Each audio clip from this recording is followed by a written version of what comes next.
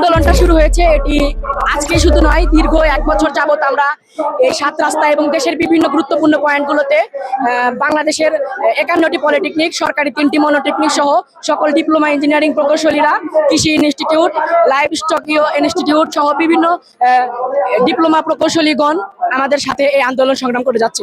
আজকে আমাদের এই আন্দোলনের যে 4টি দফা দেওয়া হয়েছে সকল কারিগরি শিক্ষার্থীদের পক্ষ থেকে, আর প্রথম দফা হিসাবে আছে প্রকৌশল অধিকার কর্তৃক ডিপ্লোমা ইঞ্জিনিয়ারদের প্রকাশ্যে হত্যা এবং গুলি করার হুমকি দেওয়া হয়েছে এবং এর তীব্র প্রতিবাদ জানাই এবং সরকার পক্ষ এর দ্রুত একটি অ্যাকশন নেবে বলে আমরা মনে করছি।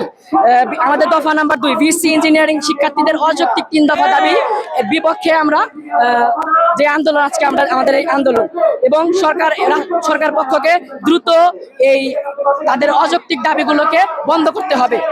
কারিগরি ছাত্র আন্দোলন বাংলাদেশের উত্থাপিত 6 দফাকে দ্রুত বাস্তবায়ন করতে হবে। সরকার পক্ষ যে রূপরেখা দিয়েছে এটি দ্রুত বাস্তবায়ন করতে হবে এবং 4 নম্বরে যে ওয়ান চ্যালেঞ্জ এডুকেশন চালু করতে হবে। ওয়ান চ্যালেঞ্জ এডুকেশন মানে এসএসসির পর ডিপ্লোমা ইঞ্জিনিয়ারিংরাই শুধু বিএসসি ইঞ্জিনিয়ার করতে পারবে। এটা এইচএসসি বা অন্য কোনো শিক্ষার্থী ডিগ্রিধারীদের জন্য নয়। প্রকৌশল সেক্টর শুরুই হবে ডিপ্লোমা ইঞ্জিনিয়ারিং থেকে। ডিপ্লোমা ইঞ্জিনিয়ারিংরাই শুধু বিএসসি ইঞ্জিনিয়ারিং করতে পারবে। আমি মোহাম্মদ সোহেব আহমেদ, কারিগরি ছাত্র আন্দোলন বাংলাদেশ, ঢাকা পলিটেকনিক ইনস্টিটিউট।